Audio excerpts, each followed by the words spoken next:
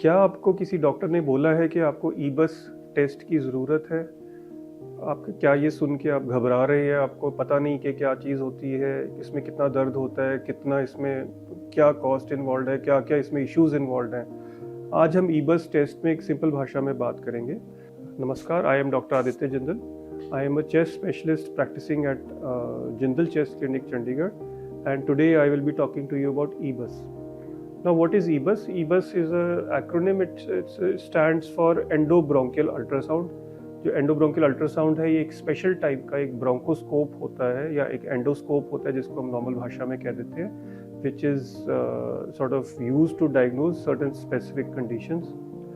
Now I think EBUS में बात करने से पहले just let me explain what is bronchoscopy and what is endoscopy, what is the difference. जो endoscopy होती है वो बॉडी के किसी भी एरिया में जब हम ट्यूब डालते हैं या एक उस जिस पे कैमरा लगा होता है, नॉर्मल भाषा में कहते हैं, that is called endoscopy. It can be done in multiple areas of the body. जो लंग्स की स्पेशलाइज्ड एंडोस्कोपी है, that is called bronchoscopy, because bronchus means the lungs. So bronchoscopy is putting a tube with a camera on the tip into the lungs to check कि अंदर क्या problem है। और जो EBUS है, it is a very highly specialised kind of bronchoscopy, endobronchial ultrasound, जहाँ पर bronchoscope के टिप पे कैमरा के साथ साथ एक अल्ट्रासाउंड ट्रांसड्यूसर लगा होता है, जिससे जब हम ये ई-बस स्कोप या एंडोस्कोप जब अंदर डालते हैं, हम अल्ट्रासाउंड इमेजेस भी देख सकते हैं और हम साथ में वीडियो इमेजेस भी देख सकते हैं। So it helps in better localising the problems which are there inside.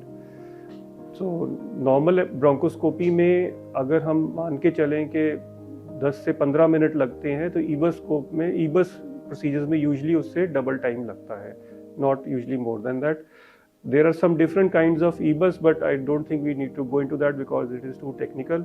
But जो मेन ई-बस की इंडिकेशन होती है वो तब होती है जब छाती के सेंटर में गांठें होती हैं और लिम्फ नोड्स होते हैं, जिनको हम मीडियस्टाइनल lymphadenopathy कहते हैं।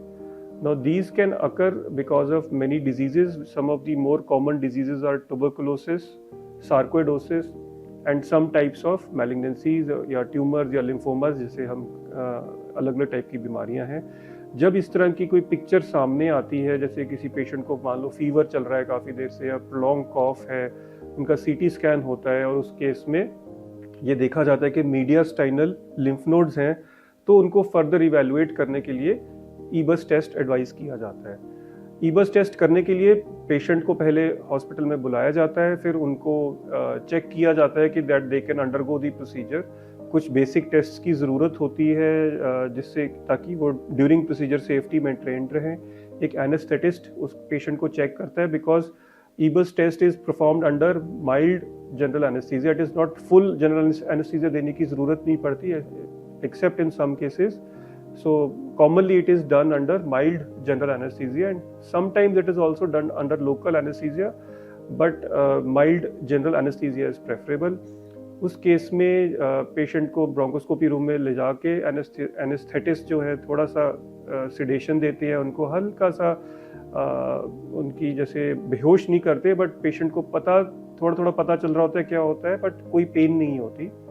After that the e-bus scope is put in through the mouth, अंदर लंग्स में जाके अल्ट्रासाउंड भी देखा जाता है, वीडियो इमेजेस भी देखी जाती हैं, और जो ये लिम्फ नोड्स हैं, जो वो गांठें हैं, उनका पता लगाया जाता है कि where they are exactly, and under vision, under direct ultrasound vision and camera vision also, we put in a needle into these lymph nodes. Lymph nodes में एक नीडल डाली जाती है, उससे सैंपल लिया जाता है।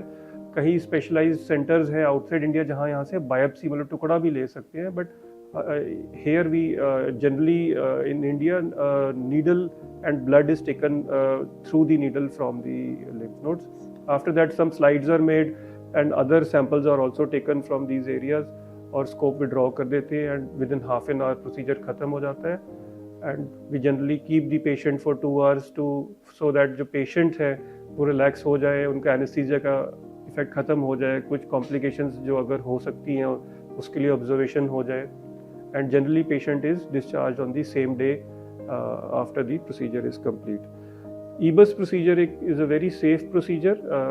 इसमें कोई बहुत ज़्यादा प्रॉब्लम नहीं होती। ऑफ कोर्स कोई भी हम ये तो नहीं कह सकते it's a pleasant procedure, but with anaesthesia and with the experience of the doctor all these things can be minimised and patient is ready to work or do their routine thing the next day. So कुछ और अगर e-bus के बारे में जानकारी चाहते हैं और if you want to know more you can contact us. Thank you.